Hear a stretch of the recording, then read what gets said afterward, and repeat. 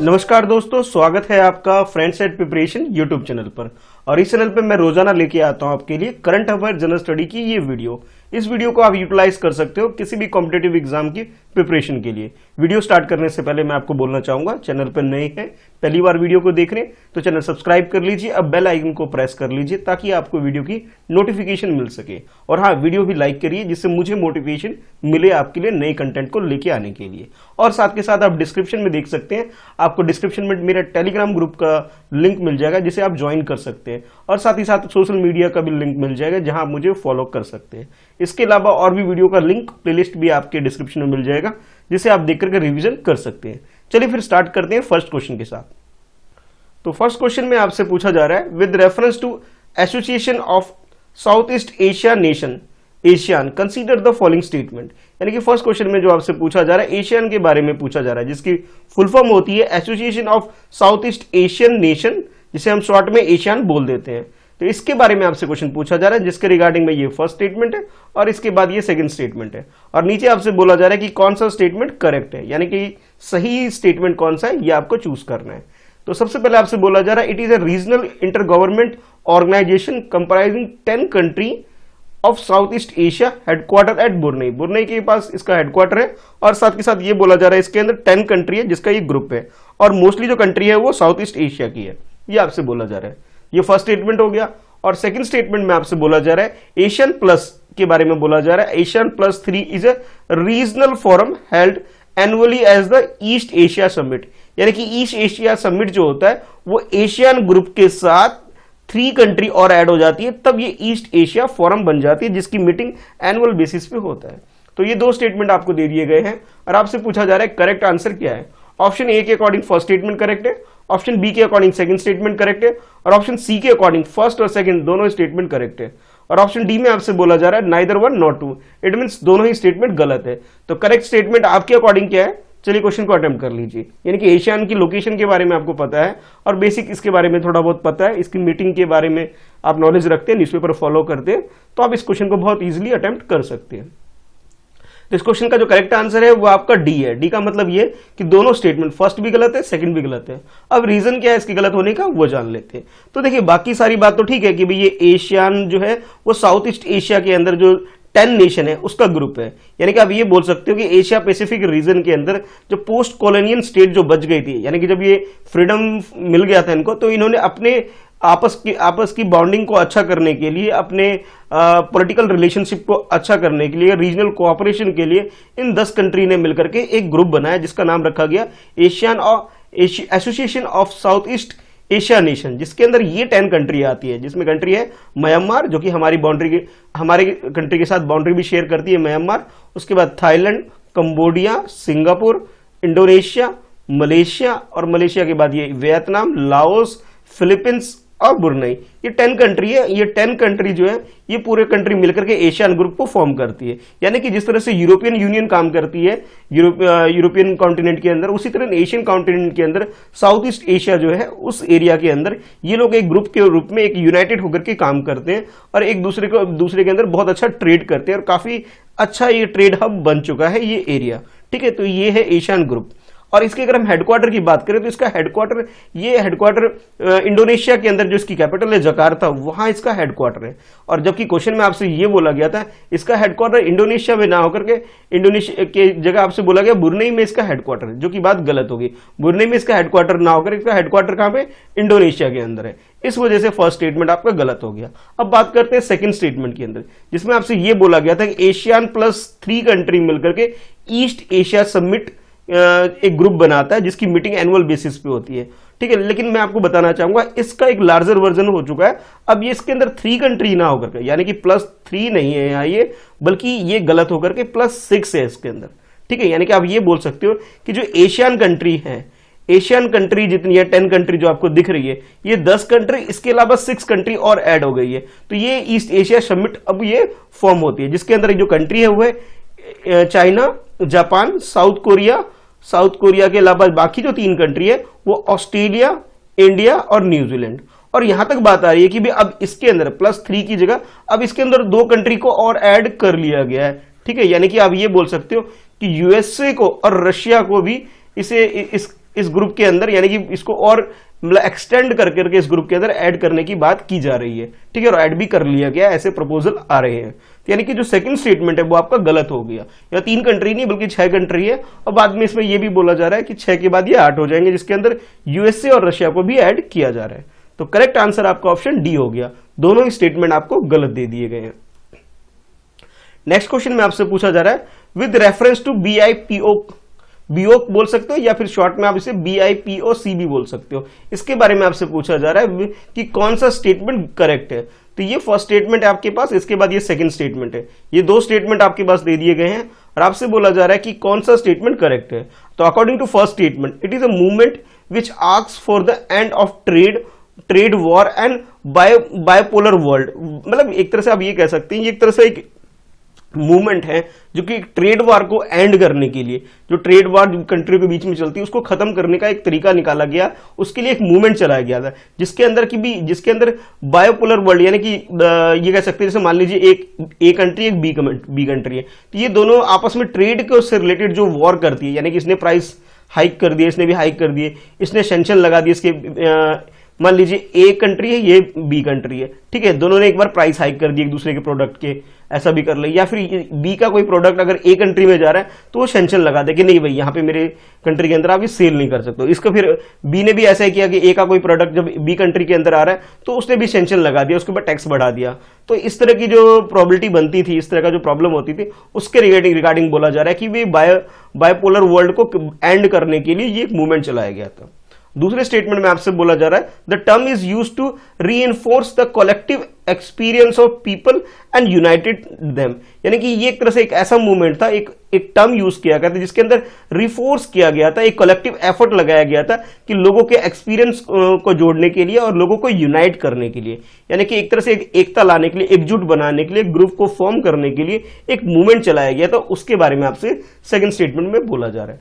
तो ये 2 स्टेटमेंट आपको दे दिए गए हैं। अब आपको बताना है कि करेक्ट स्टेटमेंट क्या है। ऑप्शन ए के अकॉर्डिंग फर्स्ट स्टेटमेंट करेक्ट है, ऑप्शन बी के अकॉर्डिंग सेकंड स्टेटमेंट करेक्ट है, और ऑप्शन सी में आपसे बोला जा रहा है फर्स्ट और सेकंड दोनों स्टेटमेंट करेक्ट है, और ऑप्शन डी में आपसे बोला जा रहा है neither one not two. It means ये दोनों ही स्टेटमेंट क्या है, गलत है। तो करेक्ट स्टेटमेंट आपके अकॉर्डिंग क्या है, क्वेश्चन को अटेम्प्ट कर लीजिए।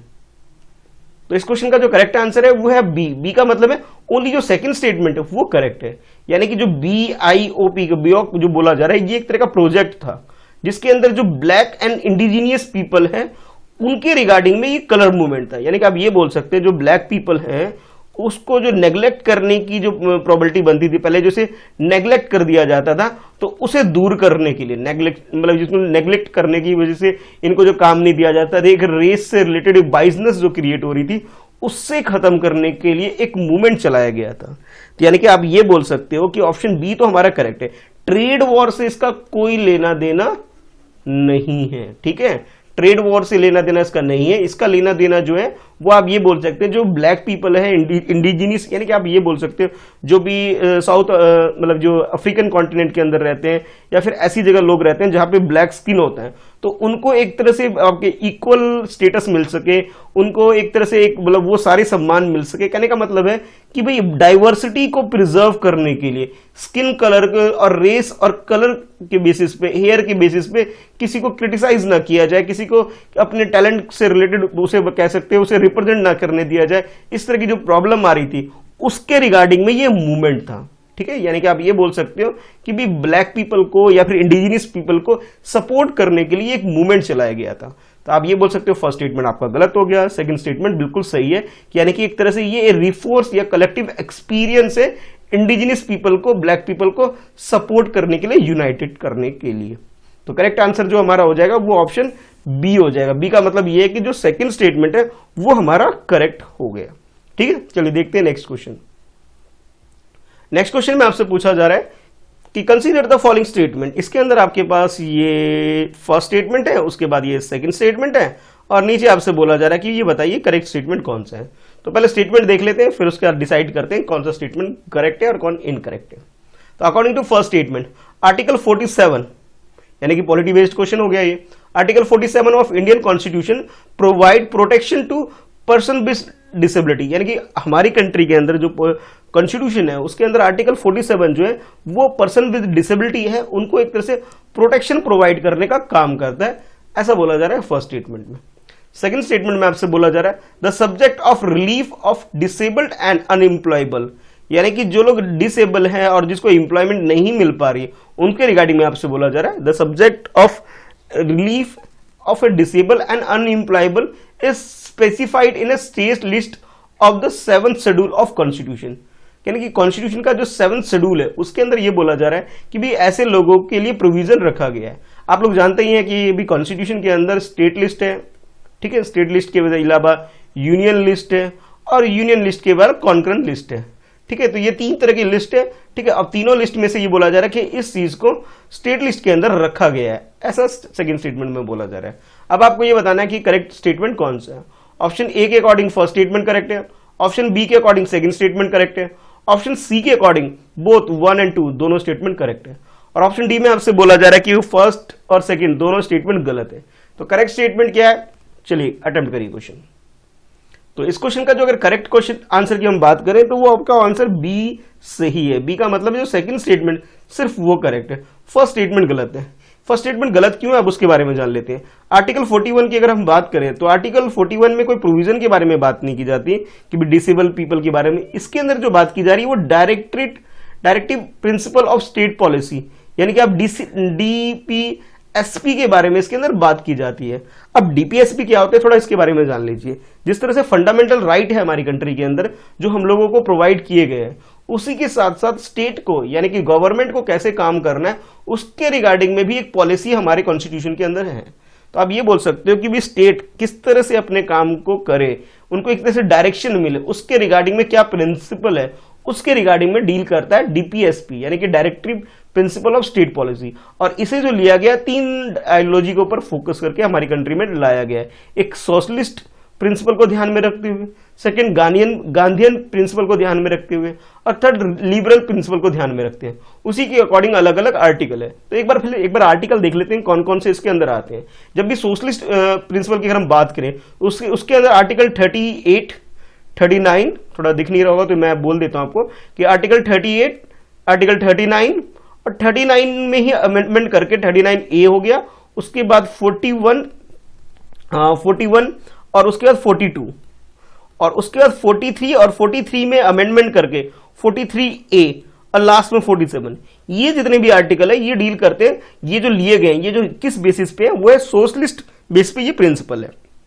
अच्छा, अब गांधी जी की जो फिलॉसफी थी, यानी कि आप ये बोल सकते हो गांधीयन प्रिंसिपल को जो फॉलो करके जो डायरेक्शन दिए गए हमारे डीपीएसपी के अंदर, उसके अंदर आपके आ जाते हैं आर्टिकल 40। थोड़ा इधर देख लीजिए, आर्टिकल 40 के बाद आर्टिकल 43 और आर्टिकल 43 के अंदर जो अमेंडमेंट किया था second amendment, first amendment 43A जो है वो है सोशलिस्ट प्रिंसिपल और 43B जो है वो है गांधीयन प्रिंसिपल। उसके अलावा 46, 47 और 48 ये 3 और जो आर्टिकल है जो डीपीएसपी के अंदर जो आते हैं वो डायरेक्टली रिलेटेड है गांधीयन प्रिंसिपल के अलावा। इसके बाद अलावा जो लिबरल प्रिंसिपल है उसके अंदर आर्टिकल 44, 45, 48, 44, 45, 48 और 48 में अमेंडमेंट करके 48A को भी डाला गया। इसके अलावा 49, 50 और 51 ये जो आर्टिकल है लिबरल प्रिंसिपल के पे बेसिस पे, यानी कि आप ये समझ सकते हैं कि directive principle of state policy जो होता है एक तरह से डायरेक्शन देता है कि भी गवर्नमेंट को किस तरह से काम करता है उसके रिगार्डिंग में। तो यानी कि फर्स्ट स्टेटमेंट जो ये बोला गया आपसे कि भी इसके अंदर जो पर्सन विद डिसेबिलिटी है उसके रिगार्डिंग में प्रोविजन है, ऐसा कुछ नहीं है, ये बात गलत है। तो फर्स्ट स्टेटमेंट तो हमारा गलत हो गया। अब बात करते हैं सेकंड स्टेटमेंट की। तो सेकंड स्टेटमेंट में जो बात बोली गई थी कि भाई ये जो टॉपिक है इस टॉपिक को हमारी कंट्री के अंदर स्टेट लिस्ट के अंदर रखा गया है, ये बात बिल्कुल सही है। स्टेट लिस्ट का ये मुद्दा है और ये हमारी कॉन्स्टिट्यूशन के अंदर 7th शेड्यूल के अंदर आता है, ये बात भी सही है। यानी कि आप ये बोल सकते हो कि relief of disable and unemployable people के बारे में जो डिटेल में जो मेंशन है हमारी कॉन्स्टिट्यूशन के अंदर वो हमारी कॉन्स्टिट्यूशन के स्टेट लिस्ट के अंदर ये टॉपिक आता है और ये 7th शेड्यूल के अंदर आता है, ये बात बिल्कुल सही है। तो करेक्ट आंसर हमारा ऑप्शन बी हो जाएगा। चलिए देखते हैं नेक्स्ट क्वेश्चन। नेक्स्ट क्वेश्चन में आपसे पूछा जा रहा है विद रेफरेंस टू द कवराज 2020। कवराज ये एक तरह से एक वर्ड है, मतलब मैं अभी नाम नहीं बताऊंगा, आंसर बाद जब डिस्कस करेंगे जब इसके बारे में बताऊंगा। कंसीडर द फॉलोइंग स्टेटमेंट, ये कवराज क्या है इसके रिगार्डिंग में आपसे बोला जा रहा है कि 2020 कवराज क्या है, इसके रिगार्डिंग में आपको बताना है कौन सा स्टेटमेंट सही है। तो ये फर्स्ट स्टेटमेंट है और उसके बाद ये सेकंड स्टेटमेंट है और नीचे आपके पास ये थर्ड स्टेटमेंट है। ये 3 स्टेटमेंट आपको दे दिए गए हैं। अब आपको ये बताना है कि भी कवराज 2020 के बारे में कौन सा स्टेटमेंट करेक्ट है। तो फर्स्ट स्टेटमेंट में बोला जा रहा है कि, चलिए मैं थोड़ा सा आपको और इजी करने के लिए बता ही देता हूं कि कवराज जो है ये एक रशियन वर्ड है, ठीक है, और ये रशिया का एक प्लेस, आप इस तरह से आप समझ सकते हो, उसके बारे में बातचीत की जा रही है आपके साथ। तो फर्स्ट स्टेटमेंट में आपसे बोला जा रहा है, it is a multinational tri service exercise to be conducted in Russia, कि रशिया के अंदर एक एक्सरसाइज कंडक्ट की जाती है मल्टीनेशनल, यानी कि एक से ज्यादा कंट्री जब एक्सरसाइज करती है उसे मल्टीनेशनल एक्सरसाइज आप बोल सकते हो। और यहां आपसे बोला जा रहा है ट्राई सर्विसेज एक्सरसाइज, यानी कि इसके अंदर नेवी भी आएगी, नेवी के अलावा एयरफोर्स भी आएगा, और एयरफोर्स के अलावा हमारी आर्मी, यानी कि ये तीनों ही जो टाइप की जो हमारी जो फोर्स होती है, तीनों ही मिलकर के इसके अंदर एक्सरसाइज करेगी। और मल्टीनेशन का मतलब है एक दो नेशन से ज्यादा नेशन मिलकर एक साथ जब एक्सरसाइज करती है उसे आप बोल सकते हो मल्टीनेशन एक्सरसाइज है, तीनों सर्विसेज की, यानी कि तीनों फोर्स एक साथ मिलकर कंडक्ट एक्सरसाइज होती है इसके अंदर। ये फर्स्ट स्टेटमेंट में बोला जा रहा है। सेकंड स्टेटमेंट में आपसे बोला जा रहा है SCO member country are participating in the exercise. अब एससीओ क्या है, अगर आपको थोड़ा सा भी याद होगा, थोड़ा एक और हिंट दे देता हूं कि एससीओ के अंदर इंडिया अभी रिसेंटली इसका मेंबर बनी है 1-2 साल पहले, ठीक है, और इंडिया के साथ साथ पाकिस्तान ने भी इसको ज्वाइन किया हुआ है, ठीक है। ये हिंट काफी है आपको क्वेश्चन अटेम्प्ट कर लेने के लिए। तो SCO member country are participating in the exercise, यानी कि इस एक्सरसाइज के अंदर जो भी वो सारी कंट्री पार्टिसिपेट करती है जो कि एससीओ का पार्ट है। सेकंड स्टेटमेंट बोला जा रहा है। थर्ड स्टेटमेंट में आपसे बोला जा रहा है, India will also participate in this military exercise. ये जो मिलिट्री एक्सरसाइज है इसके अंदर इंडिया भी पार्टिसिपेट करती है, ऐसा आपसे बोला जा रहा है। तो ये 3 स्टेटमेंट हो गए। अब आपको ये बताना है कि करेक्ट स्टेटमेंट कौन कौन से है इसके अंदर, ठीक है। चलिए क्वेश्चन को अटेम्प्ट करिए। तो इस क्वेश्चन की अगर करेक्ट आंसर की बात करें तो ऑप्शन ए में आपसे बोला जा रहा है फर्स्ट स्टेटमेंट करेक्ट है, ऑप्शन बी में आपसे बोला जा रहा है फर्स्ट और सेकंड दोनों स्टेटमेंट करेक्ट है, और ऑप्शन सी में आपसे बोला जा रहा है first and third statement correct है, और ऑप्शन डी में आपसे बोला जा रहा है कि तीनों स्टेटमेंट 1, 2, 3 तीनों स्टेटमेंट करेक्ट है। तो करेक्ट स्टेटमेंट क्या है वो बताइए। और हाँ, वीडियो लाइक भी करना है आपको, ये लाइक करेंगे तो मुझे एक मोटिवेशन मिलता है। वीडियो को लाइक भी करना होता है आपको, लाइक करिए अगर अभी तक आपने लाइक नहीं किया है तो। चलिए अब बताइए इसका आंसर क्या है। तो इस क्वेश्चन की अगर करेक्ट आंसर की बात करें तो आपका आंसर बी है। बी का मतलब ये है कि फर्स्ट और सेकंड तो बिल्कुल सही है स्टेटमेंट, थर्ड स्टेटमेंट गलत है। अब थर्ड गलत क्यों है अब वो जान लीजिए। अभी जो कोविड-19 चल रहा है, पहले तो गलत स्टेटमेंट के बारे में बात कर लेते हैं। तो कोविड-19 जो चल रहा है, कोविड-19 की वजह से हमारी कंट्री ने ये जो एक्सरसाइज है जिसे कवराज 2020 बोला जा रहा है, इसमें पार्टिसिपेट करने से मना कर दिया ऑफिशियल रीजन की वजह से। यानी कि इस डिसीज की वजह से इंडिया ने थोड़ा सा पीछे हट गई, इंडिया ने इस एक्सरसाइज में पार्टिसिपेट करने से अपने आप को मना कर लिया, पीछे हटा लिया है, ठीक है। तो यानी कि थर्ड स्टेटमेंट हमारा गलत हो गया। बाकी बात करते हैं फर्स्ट और सेकंड स्टेटमेंट की। तो हाँ, ये मल्टीनेशनल एक्सरसाइज है, बिल्कुल बात सही है। 2020 कैवराज जो कि एक रशियन वर्ड आप बोल सकते हैं, यानी कि आप मैप में देख सकते हैं ये रशिया की लोकेशन, ये लार्जेस्ट कंट्री है वर्ल्ड की, आप ये बोल सकते हो। इसके साथ बहुत सारी कंट्री ऐसी है जो इसके साथ बॉर्डर शेयर करती है। और ये जो एक्सरसाइज जो होती है वो एशियन कंट्री के, जो एशियन कंट्री है मोस्टली वो इसमें पार्टिसिपेट करती है। हाँ, तो इसके अंदर जो इस एक्सरसाइज के अंदर होता क्या है, जो भी एससीओ का मतलब है संघाई कोऑपरेशन ऑर्गेनाइजेशन के अंदर जितनी भी कंट्री आती वो सारी कंट्री, और या फिर आप बोल सकते हो कि सेंट्रल एशिया के अंदर जो कंट्री आती है यानी कि रशिया, चाइना, कजाकिस्तान, ठीक है, अब यहाँ पे मंगोलिया, ये जो कंट्री है ये सब मिलकर एक्सरसाइज इसके अंदर करती है। तो फर्स्ट स्टेटमेंट हमारा बिल्कुल सही है, सेकंड स्टेटमेंट भी हमारा सही है। अब बात करते हैं जो थर्ड स्टेटमेंट, वो गलत मैंने आपको बता दिया। उसका रीजन सिंपल सा रीजन है भी कि इंडिया ने भी डिनाई कर दिया पार्टिसिपेट करने से कोविड-19 की वजह से, ठीक है। अच्छा, चलिए बाद में आपसे क्वेश्चन भी पूछूंगा, ठीक है। तो ये करेक्ट आंसर आपका जो हो गया वो आपका ऑप्शन बी हो जाएगा। और ये एक्सरसाइज 2012 में कंडक्ट किया गया था पहले, फिर 2016 में कंडक्ट किया गया था एक्सरसाइज, उसके बाद 2020 में, यानी कि आप समझ गए होंगे 4 साल के गैप पर ये एक्सरसाइज कंडक्ट की जाती है, ठीक है। अब नेक्स्ट क्वेश्चन जो आपके लिए है वो ये है, with reference to the state election commission consider the following statement. ध्यान रखिएगा, स्टेट इलेक्शन कमीशन के बारे में पूछा जा रहा है, इलेक्शन कमीशन ऑफ इंडिया के बारे में नहीं। तो दोनों में कंट्राडिक्ट आपको ध्यान में रखना चाहिए कि क्या डिफरेंसेस हैं। तो ये आपके पास ये फर्स्ट स्टेटमेंट है, उसके बाद ये सेकंड स्टेटमेंट है। 2 स्टेटमेंट आपको दे दिए गए हैं और आपसे पूछा जा रहा है करेक्ट स्टेटमेंट क्या है ये बताइए, ठीक है। तो फर्स्ट स्टेटमेंट के अकॉर्डिंग बोला जा रहा है, they are governed mainly by the representation of the people's act 1950, यानी कि 1950 में जो एक एक्ट आया था रिप्रेजेंटेशन ऑफ पीपल एक्ट, उसको ध्यान में रखते हुए इसमें गवर्न किया जाता है, यानी इसकी जो प्रोसीडिंग्स होती है, इसके जो काम होती है, इस एक्ट को ध्यान में रखते हुए किया जाता है। ऐसा फर्स्ट स्टेटमेंट में बोला जा रहा है। सेकंड स्टेटमेंट में आपसे बोला जा रहा है in the preparation of the electoral roll. आप लोगों को पता है कि जब आप वोट देने जाते हो तो उससे पहले एक लिस्ट आती है, एक पर्ची आती है, जिसे हम बोला जाता है कि मतदान सूची में आपका नाम है या नहीं है, इस तरह की बात होती है। हम लोग चेक भी करते हैं अपने वोटर आईडी को ध्यान में रखते हुए, मतलब चेक भी करते हैं कि हमारा नाम कट डिलीट तो नहीं हो गया, हम लोग चेक भी करते हैं। उसके बारे में आपसे पूछा जा रहा है in preparation of electoral roll. Electoral roll जो होता है उसके प्रिपरेशन के बारे में आपसे बोला जा रहा है। For local body election it is necessary to coordinate with the election commission of India, यानी कि इलेक्शन कमीशन ऑफ इंडिया जो है उसकी जो लिस्ट है उसके साथ इसको कोऑर्डिनेट करने की जरूरत है, यानी कि स्टेट इलेक्शन कमीशन जो होता है और जो इलेक्शन कमीशन ऑफ इंडिया है, ये दोनों मिलकर कोऑर्डिनेट करके एक साथ मिलजुल करके काम करती है, उसके बाद ये इलेक्टोरल रोल तैयार करती है। ऐसा आपसे बोला जा रहा है सेकंड स्टेटमेंट के अंदर। अब आपको ये बताना है कि करेक्ट स्टेटमेंट कौन सा है। ऑप्शन ए के अंदर बोला जा रहा है फर्स्ट स्टेटमेंट करेक्ट है, ऑप्शन बी के अंदर बोला जा रहा है सेकंड स्टेटमेंट करेक्ट है, ऑप्शन सी में आपसे बोला जा रहा है बोथ फर्स्ट एंड सेकंड दोनों स्टेटमेंट करेक्ट है, और ऑप्शन डी में आपसे बोला जा रहा है neither one nor two, it means दोनों स्टेटमेंट गलत है। तो करेक्ट स्टेटमेंट क्या है, चलिए क्वेश्चन को अटेम्प्ट कर लीजिए।